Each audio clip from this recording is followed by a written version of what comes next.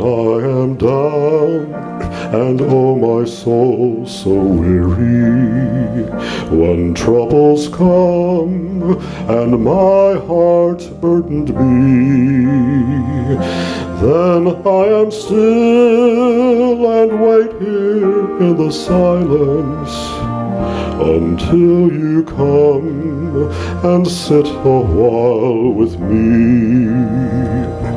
You raise me up so I can stand on mountains. You raise me up to walk on stormy seas. I am strong when I am on your shoulders. You raise me up to more than I can be.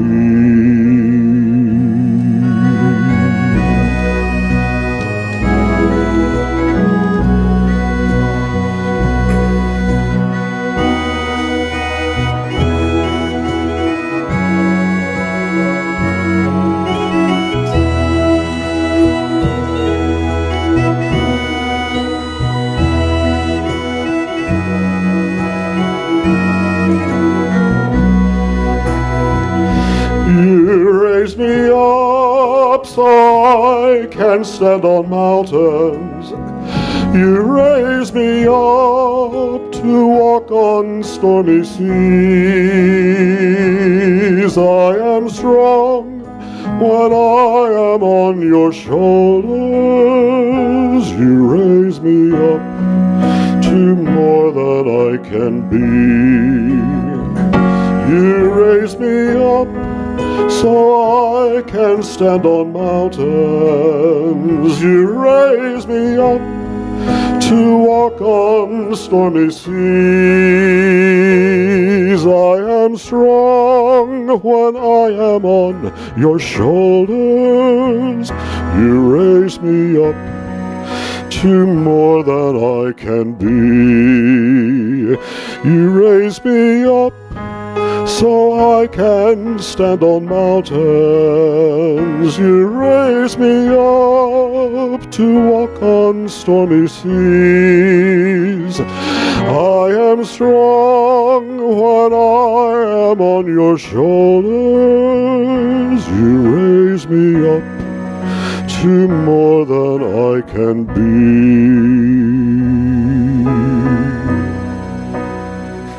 You raise me up to more than I can be.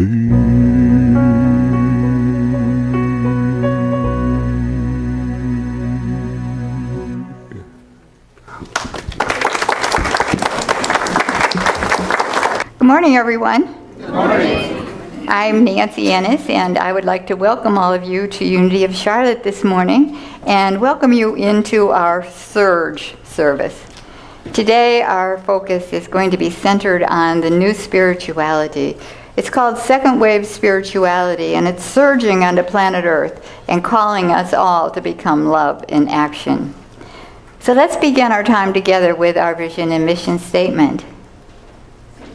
Our vision: we awaken and express humanity's divinity through spirit-led, heart-driven, progressive spirituality.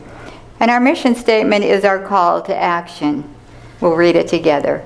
We apply life-enhancing universal principles leading to co-creative, mature spiritual adults who accept responsibility for the sea of humanity and transforming the love of power to the power of love. So as we hear that call to action this morning, let us light our candles for sacred activism. And we'll light them together. But as we light these candles, it calls us to remember that all true spirituality is love in action. And to remember that the love in action comes from us. And the love that comes into the world as the new power comes from each of us opening our heart and sharing that love within. So let us light our candles. I'll say it the first time and then I'll invite everybody to light them together. I light this candle for my love of God. I light this candle for my love of God. We'll light this one for our love for justice. I light this candle for my love for justice. And this will be for love in action. I light this candle for love in action. And that is frequently called sacred activism. The activism that comes from our love of God and our love of justice and comes into the world through us as the action of love. So our music today is related to service. And I invite you all to sing along, to stand if you would like. But it's the call that we are answering with our second wave spirituality. Christ has nobody down on earth but yours. No hands but yours. No feet but yours. Yours are the eyes through which he pours out compassion to the world. Yours are the hands blessing me now. All praise to the one.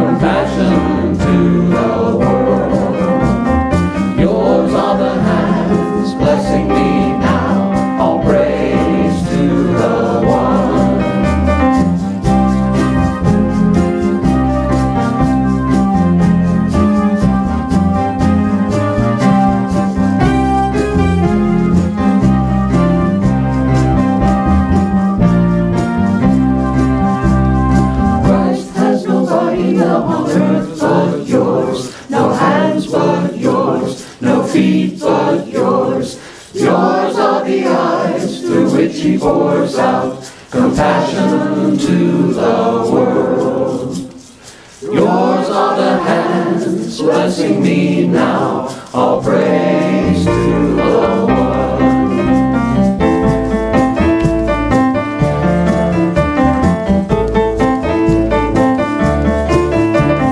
How can I serve today, sweet Spirit? How can I serve today, oh Lord? Speak in ways that I may understand. Where you lead me, I will follow. Where you lead me, I will go.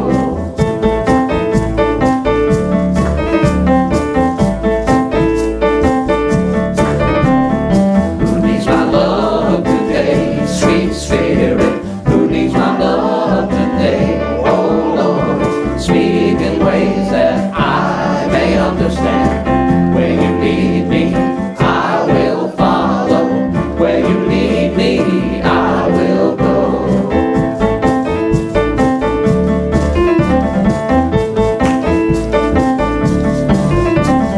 Where must I share today, sweet Spirit? Where must I share today, oh Lord? Speak in ways that I may understand. Where you lead me, I will follow. Where you lead me, I will go.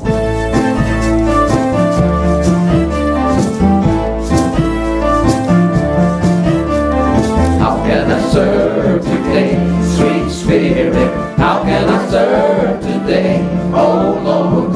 Speak in ways that I may understand. Where you lead me, I will follow. Where you lead me, I will go. Where you lead me, I will follow. Where you lead me, I will go.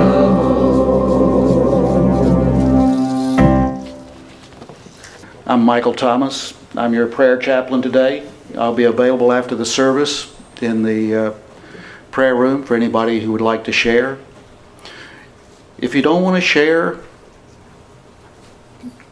in such a public manner, we have a prayer box which is in the lobby before and after the service. Please put your prayer request in there. They will be gathered together, prayed over, and then sent to silent unity, where they will be prayed over for an additional 30 days. Today's daily word, share it forward. I am God's love in expression. A spirit of giving is one of God's greatest gifts, for it is God's spirit of love expressing through me. I express my gratitude for my own blessings by paying my blessings forward. I share love and positive thoughts with a gentle touch and encouraging smile, and quite often a smart remark. I give love freely as opportunities present themselves. I speak words of life and healing to everyone I meet. I may not know their individual need, but Spirit does. Freely and without hesitation, I offer myself as a vessel through which God blesses others. I am grateful for each opportunity God gives me to be God's love in expression. Through paying my blessings forward, I am abundantly blessed in return. And from Matthew 7:12, the measure you give will be the measure you get. Namaste. Now we have a responsive prayer. Blessings to all who come together to give gratitude, to praise, to remember, and to share a vision of solidarity and justice. We give thanks, O Holy One, for the gift of community. For we are meant to coexist in relationship with each other.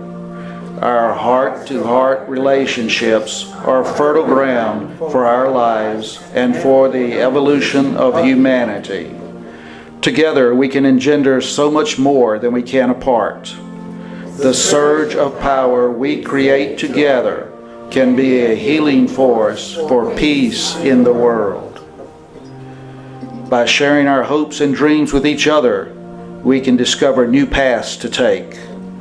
Our vision for peace and justice can become more focused, and we can accelerate our movement along this path. Both our gifts and our lacks are mirrored to us within the vessels of our relationships. This reflection helps us to grow into our fullness and to bring our shadows to light. In our relationship, we honor and support the authentic, particularly of the nature of the other. We understand authenticity as sacred and advocate for one another across all types of diversity. Through our dark times, times of vulnerability, and times of discouragement, we rely on the support of each other. Our mutual support is vital to keep us moving forward, to keep building towards the higher ideals of serving our world. We depend on each other to continually evoke celebrations of this epic journey of life, to offer thanks and praise together in community. May we allow our hearts to quicken with gladness and gratitude for our relationships, our lives, and the opportunity to work together towards a vision of solidarity, peace, and loving justice. Amen. Together.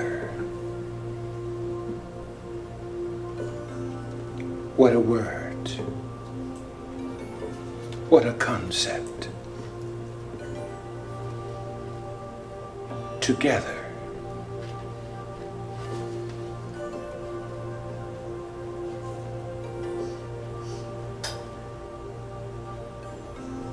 As we allow our minds and hearts to relax, to be at ease, as we allow our bodies to be at ease, releasing all tension,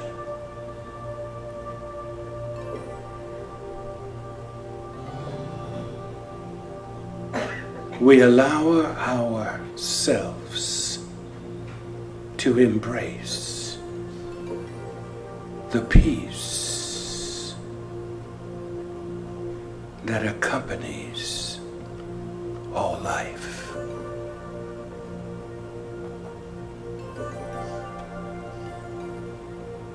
Life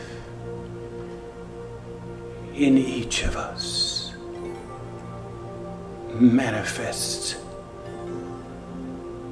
peacefully 24 hours a day, every day, regenerating cells, producing new blood cells, exchanging oxygen for carbon dioxide,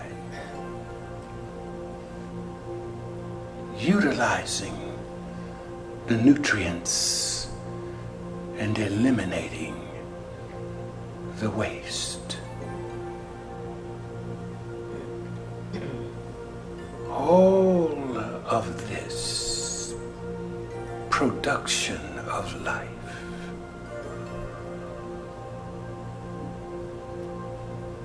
is peaceful.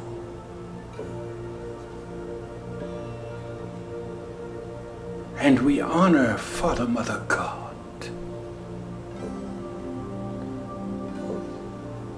for manifesting peace in every cell of our bodies. Thank you, God, that we know, experience, and honor the peaceful way you show up in our bodies, in our hearts, in our minds.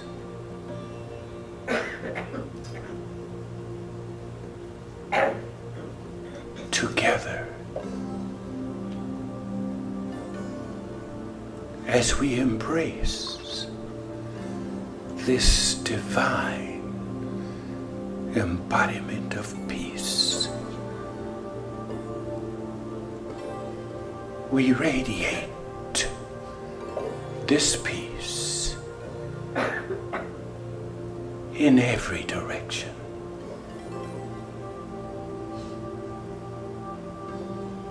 For this is God's love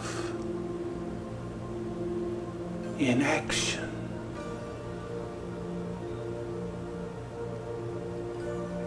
Love this peace.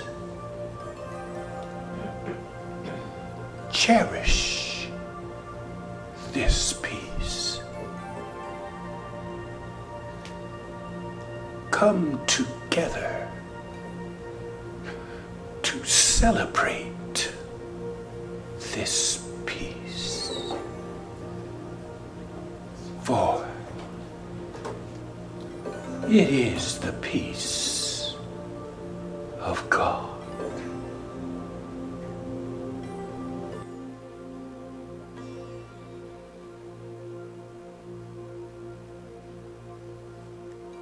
Thank you, God.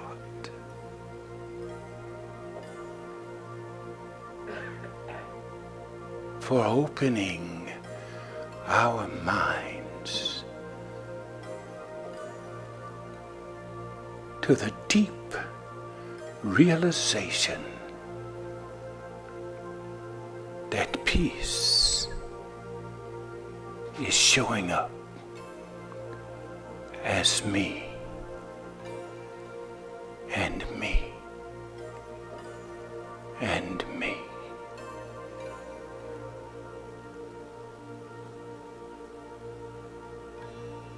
Thank you, God.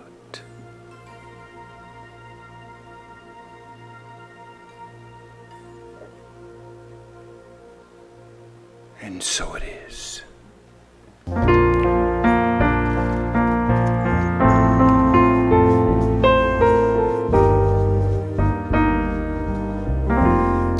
The road is long, with many a winding turn that leads us to who knows where, who knows when. But I'm strong enough to carry him. He ain't heavy, he's my brother. So on we go. His welfare is my concern. No burden is he to bear. We'll get there. For I know he would not encumber me. He ain't heavy, he's my brother. If I'm laden at all, I'm laden with sadness that everyone's heart isn't filled with the gladness of love for one another. It's a long, long road from which there is no return. While we're on the way to there, why not share? And the Lord doesn't weigh me down at all. He ain't heavy, he's my brother. He's my brother. He's my brother. He ain't heavy. He ain't heavy. He's my brother. He's my brother.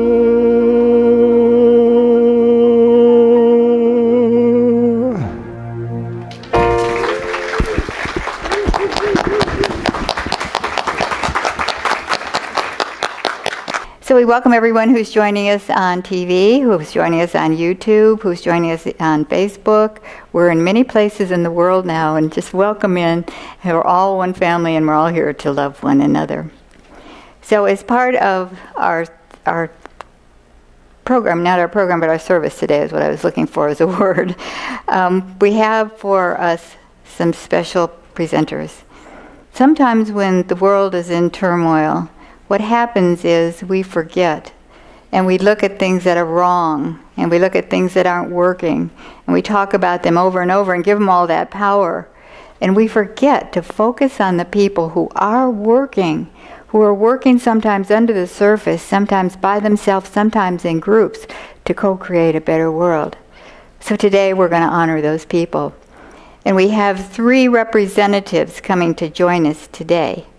Representatives of this work that is going on, and that we can watch it. We'll see that in this chaos, as the power of love breaks through, that there is a lot here right now to be grateful for. A lot of groups that are coming together in wondrous ways, working together. And we can see in the chaos, the love of power is breaking down. So to focus on that today, we have our special guests who are with us. So I'd like to introduce them first as one by one, and then they will present their humanitarian nonprofit work that they do to serve the world.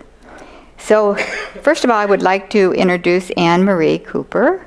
And you may remember her. She was here with our health and wellness fair and just really caught the heart of all of us. And I said, I can't wait to have you back. And here she is today. So Anne Marie is, her nonprofit humanitarian work is with Trades of Hope. And what Trades of Hope does, it helps women around the world who have experienced some of the things of poverty and sex trafficking and poor health, and they just live in this poverty situation, helps them to give them hope and to show them a new way.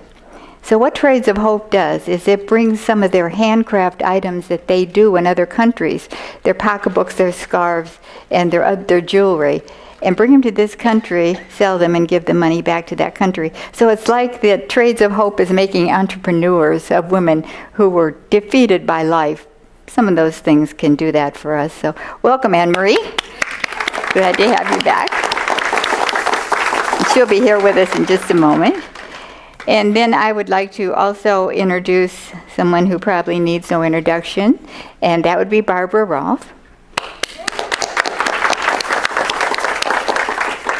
Barbara works for a group called Results, and they're working for results in several areas. But they're committed, dedicated people, and who they work with is the political system to change the will and to change the direction of some of the things that are happening in our politics. And they do that by talking to the representatives and bringing people together of one accord on what needs to happen. So it's a wonderful organization, and Barbara is also on the board of directors of the Center for Visionary Leadership. So glad you're presenting for us. You do a lot of things, and I know there are a lot of people in this congregation who are doing nonprofit humanitarian work, and we just want to bring more and more of this out. And then I'd like to introduce Tom Anthony. There he is.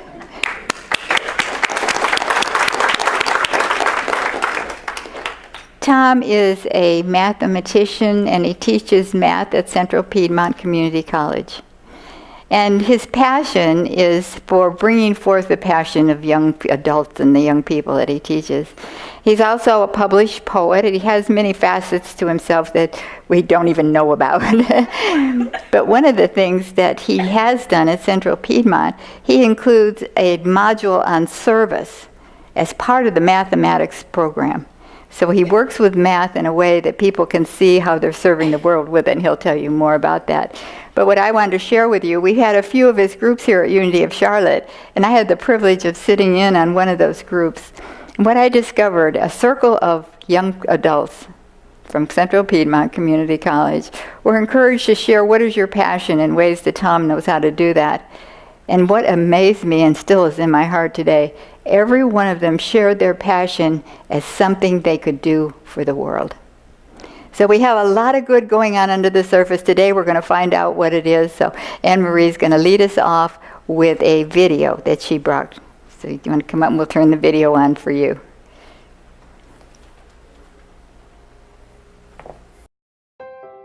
So many people in underdeveloped countries, they only look to the end of the day. They can't look forward into the future because they don't know what the future holds. Once a woman has a job, there's hope for a brighter future because she can take care of them, she can clothe them, she can provide shelter for them. All of a sudden, there are endless opportunities that she never could have even hoped for before. Well, Trades of Hope was started about 5 years ago, and it was started by my mom, Aunt Gretchen, and me, and Elizabeth, Gretchen's daughter. And we really were passionate about empowering women out of poverty through the model of business. We're all about helping people. And for me personally, the truly exciting thing about that is Not only do we see their circumstances change, but we see this hope that is reignited inside of them. It's a dignified partnership between the women here in the United States that are compassionate entrepreneurs and the women around the world. Because the cool thing is they're helping each other. The way our products are sold are through compassionate entrepreneurs. And compassionate entrepreneurs are like consultants. They basically purchase a kit, and the kit is comprised of beautiful products from women all over the world. And they go into other women's homes, maybe their workplace, their school, and they have parties where they get to show off the beautiful products that women are making in Haiti and Bangladesh and India. So many times people feel like business is a bad thing or even a selfish thing, but the great thing about Trades of Hope is that the more successful we are in our business, the more successful our artisans are in their business. There's a direct parallel between what our CEs achieve to what our artisans are able to achieve for their families. I saw Trades of Hope and I just loved it. I loved what it stood for, the women that were being empowered and lives were being changed, and I decided I wanted to give it a shot. I was able to go to Haiti in May of 2014, and that was really where things changed. The first day that we arrived, I met a little girl, a baby. Gosh, she was probably 8 or 9 months old, and I picked her up and she looked at me and I looked at her, and we kind of had this moment, and I found out her name was Krishnelli. And we were standing at one of the bead rolling tables and learning about some of the artisans that were sitting there and their stories, and we met this woman named Gina. Gina is a Haitian woman who ended up wandering through the streets looking for somebody to take her baby. And I was standing there looking at this woman, this young woman. I had just held her baby in my arms. And I knew that this wasn't just a first day of work. It wasn't just, just a day. It was a first day of life. A chance for this baby and her mom to have a life. And I said I would do Trades of Hope for Gina and Krishnelli. I would go out every night and do parties and tell people and spread the word and share this mission just for them. Trades of Hope has become this beautiful sisterhood of women around the country, and they all have the same passion to empower other women out of poverty. With our sisterhood, we can accomplish something that by one of us alone, we could never accomplish. If you have a desire to help other people or a longing to be purposeful, but also want to support your family and be there with your family, then Trades of Hope is a perfect place for you, because you have the ability to own your own business, have flexible hours, make an income, while knowing that the work you do is empowering lives right from where you are, right in your home with your children climbing all over you or with dinner in the oven. And we would love, love, love to have more women join us in empowering women out of poverty, because that is truly what we are passionate about. It's about empowering women out of poverty all over the world, and it happens to involve jewelry, scarves, and beautiful things. What I wanted you to see, you got to see. Krishnelli and her mom, Gina. And what you saw them doing is the signature bracelet. It's made out of cereal boxes. And we collect cereal boxes. And then they make the beads and then Haitian clay as well. And this is a signature bracelet. And I still get emotional when I see Aaron Woods with Krishnelli, because we're making a difference. I had never heard till Trades of Hope what a poverty orphan was. And that's what Krishnelli was going to be. She was giving up her daughter because she loved her enough to feed and clothe her through somebody else's love. Now she has the opportunity through Trades of Hope to feed, clothe, and educate her daughter herself, and to love her and to guide her as she would want, and not rely on other people except for people like us. And we have the opportunity to change lives through buying Trades of Hope products. Everything is made through artisans. We pay them 100% up front, their asking price, and then We sell it here in America, and that's how they have a sustainable business. It continues, so they're not waiting for me to sell this bracelet. They can continue to live and have a sustainable life. And one of the things that we do as well is the sex trafficking. And this is my Julia necklace from Guatemala. And it actually has the thumbprint of the artisan on the necklace. So everyone is individual. You'll never get to alike. But there was a girl in Guatemala who was 10 years old having a child. And she said, if you send me home, they'll kill me. And so the nurse went and got the judge that night. He signed her release, and he personally took her to the safe house. And at 15, these girls are able to make these jewelry. And when she was old enough, her name's not Maria, but we call her that for safety reasons. She was able then to begin making the jewelry.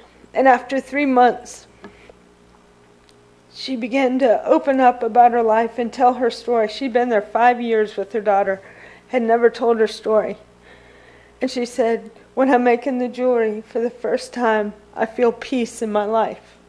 Because she knew she had hope. And that's what we're offering through Trades of Hope, is making a difference. Right here, right now, I can be touching lives in 15 different countries. And it's joining together with you all and making that change. And so as it said, as we're successful here, and I wanted to say we're not a nonprofit. We are making, it allows me to make money here and be able to change my life for my daughter as a single mom and have that extra income. And so it's such an awesome partnership that we're changing lives over there, but it's affecting lives here too. And so we give opportunity on so many levels. And so thank you for letting me come and share with you what I'm doing and how God has grabbed a hold of my heart. I was, I guess, a year and a half ago now, looking for a second income because I was a single mom. But I wanted something that had purpose and would make a difference. And I had looked into some of the other direct sales businesses, but it wasn't changing lives. And I wanted to make a difference. And I wanted to travel. I wanted to do mission trips. My parents are missionaries. I grew up overseas. So I had that heart. And I can do it right here, right now, through Trades of Hope. So this is exciting to get to share my passion with you and to be able to make a difference today. And I'll have a table out if you have any questions or are interested in some of the products. I'll be out there. So thank you.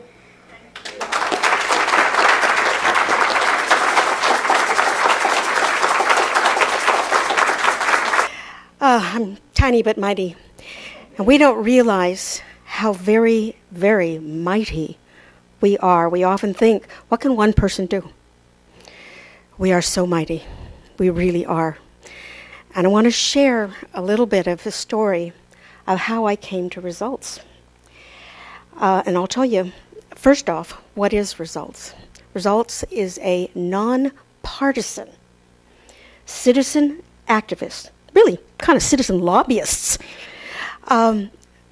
to work with shifting political will with our representatives for domestic and global issues to put an end to poverty and the causes of poverty: health, education, economic opportunity, social justice. Those are the things in right relations that we need to create peace, because when we solve those issues, we create peace. We have peace in the world. So my story comes to that I was at a point in my life when I took early retirement, and then my dad's disease got worse, and I got to the point where I had to, with dementia, have 24/7 for him and had to put him in a nursing home. And then I was sitting at home meditating on, what do I do now? For the first time in my adult life, I didn't have responsibility for children, for husband, for parents, for anyone. But what was I going to do? For years and years, I've done subjective work. We know what that is. Lawrence tells us about this all the time. The subjective work of synthetic and synchronized meditation. I've been doing that for many, many years with a lot of global groups, working on issues of planetary healing, of crisis areas, of water, of all kinds of issues. And this is probably the most powerful work that we do. It doesn't seem like it because it's subtle, but it really is working through those planes of humanity to create a higher vibration and help bring that shift about. But there was the objective. What do I do now? So before I talk about how I came to what I do now, I'm going to ask Alan, or someone back there, to play a little video. We have a vision of a world free from poverty. But when we tell people about it, they look at us like we're crazy. But then we tell them this. Since the year 2000, the number of people living in extreme poverty has been more than halved. 42 million more children are in school. Deaths of children under the age of 5 have fallen by over 3 million per year. New technology has connected billions of people, joining us together like never before in human history, giving life to movements for democracy and equality. And many once poor nations have seen their economies transformed, bringing growth and development on an unrivaled scale. So things are going well, but we're not there yet. We have a vision that goes further. We're working towards a world where no child dies before their 5th birthday, where all children can access a quality education and go on to fulfill their potential. A world where no family goes hungry and where no one dies from preventable diseases. That would be a world in which equality is a reality. A world in which we realize there is no them, just us, and where we all have the same rights and the same opportunities to make the most of our lives, whether we're from Zimbabwe, Venezuela or Vietnam. You can make that a reality. Every one of us has the power to call for action through targeted letter writing to decision makers, face-to-face meetings with members of Congress, and by raising the issues you care about in the media. You can let decision makers know that this world is not just possible, but probable and achievable within our lifetimes. Our moment to act is now, to help lift millions out of poverty. Want to be part of the generation that changed the world for better? Let's make it happen. Together.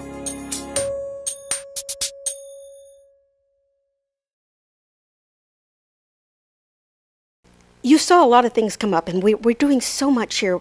We have animal relationships that we want to heal.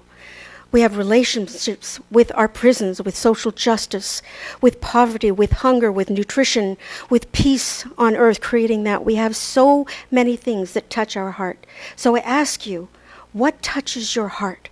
What is your passion? Passion doesn't have to be this big explosive thing. It can be a little thing that touches every person you touch. But one of the biggest issues that came to my mind when I was trying to figure out, okay, I've got all the subjective work, but what am I going to do out there, out in the world, boots on the ground? And I had so many of these issues that meant so much to me, like it does to you. So who can make the most effect, the most impact to create change? It's our decision makers. They're the ones who pass the laws. They're the ones who create the appropriations to fund domestic and global issues, to end poverty, hunger, starvation, and the 6 million children dying every year. We look at what's happening in the world, and we see the hundreds of thousands that are being killed, or the ones that are without homes now. But I'm talking 6 million, and that's way down from what it was at the turn of the century, dying every year from preventable causes. Just takes a vaccine or some child help with the maternal during the birthing process. So it came to me when I found out about results that just by making friends with the aides of our representatives, getting to know them, what their passion is, we could talk to them just like we talk to each other. And our representatives in Congress and Senate, our domestic issues for state representatives, they're just people like us. Sometimes we think, oh God, I can't talk to them. But they're just people like us. And Results gives you this amazing support system that gives you all the information you need. You don't even have to write your own scripts until you feel comfortable doing that and speaking from your heart. But that's what I love about Results, because we don't come from a place of conflict. We come from a place of heart. The heart to understand other people's viewpoints, not to judge it even if it isn't our way, but to find that middle ground. What can we spark from our heart to theirs that might get them to understand backing a particular issue? I could go on, and I'd love to share it with you, and I'm going to have a sign up so that we can maybe get together. Anybody who would like to hear more, learn more, it's not a decision you have to make right away, but I'd certainly love to talk to you about it. And even though I have just a couple minutes left, I'm going to do one of the Nancy things, and I'm going to tell you about another opportunity. And I'd like a real quick show of hands, if you would, even though we're a small group today, of how many have health issues like celiac or high insulin resistance or diabetes or serious food allergies, things like that, where it would make a difference to you in what you eat, maybe even Cafe Unity. Can you show me a show of hands? Let us see each other. Okay, so here's the opportunity. I'm getting together a committee of those who like to cook and like to share at Cafe Unity, who would like to sign up maybe once a month, maybe twice if we have enough people, once a month, to bring a dish that would help serve those of us who have special need diets so that we can all join together at Cafe Unity. Yeah. I'm getting my 1 minute. So there is one other program, one other project, and that goes to our fundraiser. And that is, I have an idea for a while now of a Unity of Charlotte cookbook. So to get this underway, so that we could create a community cookbook that we could sell here and at other churches and locally and raise money, I'm going to need people who would like to, who are good at computer stuff, maybe a publisher program, someone who's a good editor and could check for errors, someone, almost there, you get the idea, somebody artistic, that kind of thing, and then we'll start, when things get going, we'll start collecting recipes that your favorite, that you love to cook, that your family loves, that we'll share with everybody in all different categories. Thank you very much. Can you hear me now? So I am the director of the Institute for Life Leadership and Coaching. So that was started by Chris Saadi back in the 90s. And so as the director, I faced some challenges. One is that everybody was leaving. So I was left with just a couple of people on the ship. So I decided to take it to school. So at Central Piedmont, there's a beautiful service learning division, and so what they were trying to do with the teachers is get people involved with, helping bring service and learning together in the classroom. So I tried a lot of different things. I wasn't very successful, and so then I forced the students to do it. So it's called put it in your syllabus and do it. So they have to do 9 hours of service. They can do anywhere they want. They don't have to do the ILC, so the website is theilc.org. So what I do is I create these events through the leadership training. Oh, there it is. There's my PowerPoint. I didn't think I was going to have it. So anyway, next slide, please. See if you can go to it. So you can't really read it, but I'm telling them they have to do service. They have to do 9 hours of service. And also in the classroom, I'm going to bring in problems that have to deal with the ILC. So the ILC is a nonprofit organization. It has to do with leadership. And part of leadership is being of service. So we talk about the math that all nonprofits have to deal with, which is an equation, profit equals revenue minus cost. So, money coming in minus money going out is the profit. And we talk about what nonprofits do. So I try to link it. I try to do a lot of different things in the classroom, and it's all about the ILC. And then they are turned loose. They can go and do 9 hours of service. I don't tell them where they can go. I don't tell them a lot about the ILC, but we do create these events. We had some here at Unity Church. Now we're doing it at the Levine campus. And so, we come in and we create a circle. We do the drumming. We do all kinds of weird stuff that we did in the training that got me excited. So this started back in the 90s. It started as depth empowerment training. So Chris Soddy got tired of just working with people that wanted to come and solve my problem. He wanted to work with people that had already done some therapy and that now they're ready to do the next step, which is be love in action. So this is, part of, bringing the, Chris's work into the world also. So it's like a little bit of everything. I get to do my passion in the classroom. I get to get them engaged in what they're passionate about, and it's really exciting. So I bring in poetry. So one of the things I read at the last meeting was this poem, which has to do with being of service in the world. So I know we're running out of time, so I wanted to read all kinds of stuff. But we have the PowerPoint. If you go to the next slide, it talks about desire. So this is a great poem about desire, and I dedicated it to Chris Soddy. So, what is your desire? That's for Christian Soddy, my mentor, teacher, and friend. What is your desire? What sets you on fire? What burns deep within? What makes your heart beat fast? What keeps you up late at night? What makes your skin crawl? What do you describe as a fall into hell's kitchen? Red hot steam, fire blazing, pots and kettles boiling, singing in sweet harmony. What is it that there is every time you turn around, every time you call out? It's about what? What is this thing, this mystery, this boiling? What passion tears you apart, makes you cry and sing? What makes you to shout at the top of your lungs? Makes you bend on knees? Makes your heart sad? Makes you well up with tears? Makes you do what you do? Makes you full? Makes you feel? Makes you cry out, I'm alive? So I ask you, what is your desire? What is your drive? What makes you jump into the wind?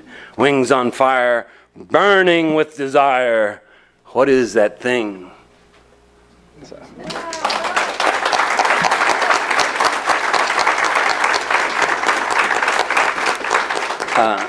So thank you. But the service is about being in the world and doing what you love. So that's the passion. So I tell them, if you're out in the creek and you're picking up trash and you're not getting excited about what you're doing the wrong thing. Maybe you need to be working with animals or whatever it is, but it's to get you excited about math and also about being of service in the world. So I do it all throughout the whole semester. I talk to my students. I try to get them to come to class and do their stuff. I also wanted to say a lot of thank yous, so I didn't want to get that away. Cindy Duty is on the board, and so she just was on a conference call yesterday. I want to say thank you to her. I want to say thank you to the facilitators that come and help. So we get in small groups. They talk about their feelings. So some of these students, they don't know what to expect, and then all of a sudden, we're asking them to kind of open up. So it's a great thing, it's amazing because I get to walk around and just watch the magic. So So anyway, I just wanted to say thank you to the facilitator. So Cindy Bolero, many of you know her. She's the assistant director, and she's helping me. Ginger Wagner is also a facilitator that's coming. Maritza Ortiz is a facilitator. Dr. Danielle Rose is also a facilitator. So if you go to the last slide, I think I had those people in there. So, but we talk about fall in love with these different things. You can't read the slide. One of my students actually did this PowerPoint, so I get them involved in technology also. So I think I'm going to end right there. There's so much I could talk about. The ILC, that's why I don't try to tell the students what they're getting involved in, because it's too big to talk about, So we tell them just a little bit. I tell them that it's leadership training, and I tell them that I'm trying to help them focus and get excited about being of service in the world. So I'm going to end with a poem that I wrote just a few days ago, and it talks about some of this stuff. It's called Blessings for the Day Ahead. So you speak to me of the voices that come in the morning, that incessant radio station playing, the voices of the ego, voices that want you to make a difference. Can we change? Can we make a day where we play? Can we go below the lake, down below, touch the heart of each and every one, recognize the nonsense playing, recognize truth, go to trusting of your heart, go to extending a hand. Can we walk with one another along this path? Can we go visit the sun rising? Can we see the moon glowing in the sky? Can we feel the chill in the new morning? Can we be as bright as pretty puppies playing, exploring wet grass? Can we put on new music? Can we bring a blessing for the day ahead? So this morning we heard people who are working to bring the power of love on earth through them and what they're doing. This has stretched from Unity of Charlotte all the way out and out and out to something that's going on around the world. And a person right here with us today is working with people around the world. So there's no limit to what we can do to make this a better world. It's a better world that we know is possible, but also that our heart longs for. And it's up to us to create it. So thank you to all three of our presenters today that represent everyone who's working around anywhere in the world to bring love in action and bring the power of love as our living experience into our everyday life. So thank you. Let's give everybody a hand.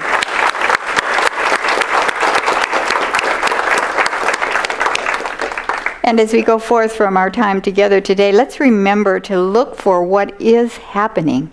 All these wondrous ways that love is beginning to show up. And at the same time, we can see how that love of power is beginning to shake up really big in our world. And the love of power is taking over. So let's go forth with that, to watch for that, and to be aware of how many times it shows up in our daily life.